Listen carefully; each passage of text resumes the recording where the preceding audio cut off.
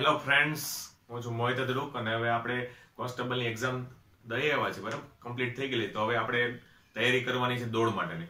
જે લોકોને 60 અપ જાય છે, જે લોકોને રિટર્નમાં અને કેલ્ક્યુલેશન કરેલું છે અને 60 અપ માર્ક જાય છે, તો એ લોકોને દોડની તૈયારી કરવાની જરૂર છે. કારણ કે હવે મેરિટની જો થોડીક ચર્ચા કરીએ તો થોડીક ચર્ચા કરી લઈએ આપણે કે ગયા વર્ષે અનારામ માટે 87.25 જેવું મેરિટ રહ્યું હતું અને આ વખતે થોડુંક પેપર જોવા જઈએ તો બધાને પેપરમાં સમય ઘટ્યો છે.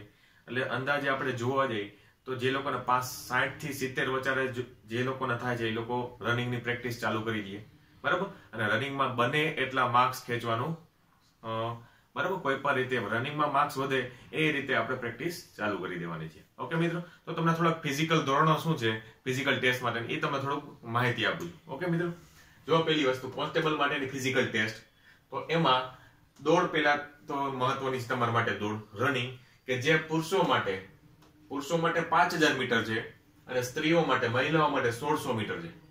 અને પુરુષોને મિનિટ કેટલી મિનિટમાં કમ્પ્લીટ કરવાની છે, તો કે 25 મિનિટ અથવા એની અંદર.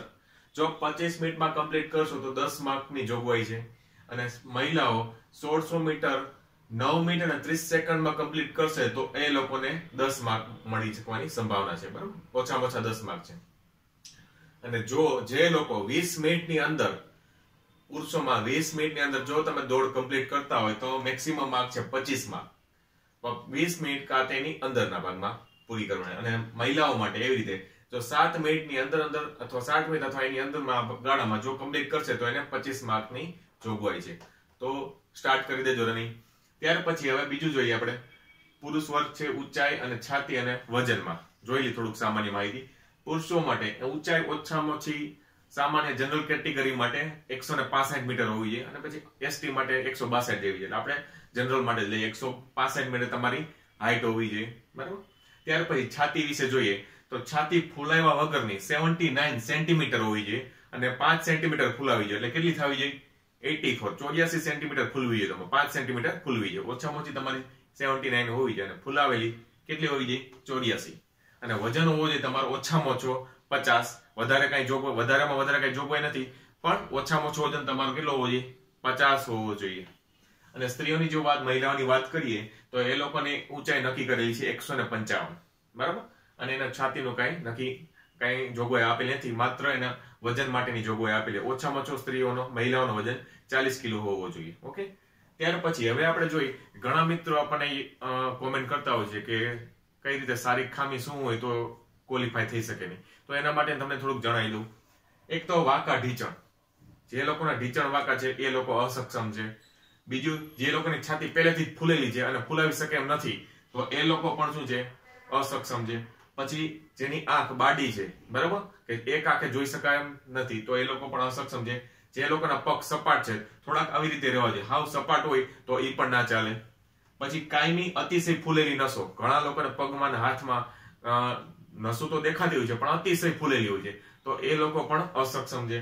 પછી ફૂલેલો અંગૂઠો, જે પગનો હોય કે હાથનો હોય, ફૂલેલો અંગૂઠો હોય વધારે પડતો તો એ પણ ધ્યાને લેવામાં આવે છે. પછી અસ્થિભંગ, શરીરમાં ક્યાંય પણ હાડકા ભાંગી ગયેલા છે, બરાબર, તો એ પણ શું કે અસ્થિભંગમાં આવી જાય છે.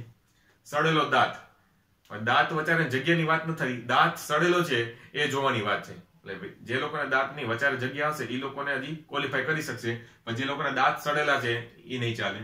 પછી ચેપી રોગ, ચામડીના કોઈ પણ લોકોને ચેપી રોગો હોય તો એ લોકો પણ શારીરિક ખામી ધરાવતા હોય છે, બરાબર.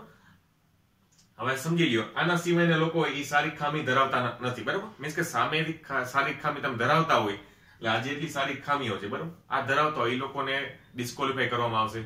એટલે ધ્યાન રાખજો મિત્રો, કોઈ પણ પ્રકારની આ હોય તો એને કઈ ઈલાજ કરી લેવો, કોઈ પણ ટ્રીટમેન્ટ કરી લેવી. ઓકે મિત્રો.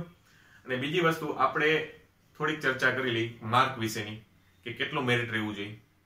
કે આ વખતે અંદાજ એવો છે કે અનારામમાં જો તમારે જોબ લેવી છે તો 85 થી 90 જો તમારું મેરિટ બનતું હોય છે 85 થી 90 ની વચારે તો તમારો વારો છે અનારામ પોલીસ કોન્સ્ટેબલ તરીકે આવી શકે છે.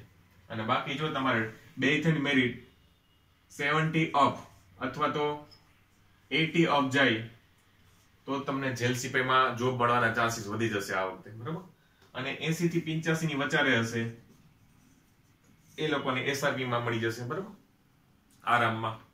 એટલે બને તો દોડમાં હવે તો શું દોડમાં જ વધારે માર્ક લેવાની કોશિશ કરવાની, કારણ કે હવે તો એક રિટર્ન ટેસ્ટનો તબક્કો વયો ગયો છે. સેકન્ડ તબક્કો આવેલો છે, એ કેના માટે તો ફિઝિકલ. અને મિત્રો હવે નજીકના સમયમાં વધીને મહિના દિવસમાં અંદર તમારું રિઝલ્ટ ડિક્લેર થઈ જશે, અને મહિના દિવસના મીન્સ કે ફેબ્રુઆરીમાં દોડ પણ ગોઠવાઈ જાય એવી સંભાવના છે. તો મિત્રો બધાને દોડ માટે બેસ્ટ ઓફ લક. ઓકે મિત્રો, થેન્ક યુ.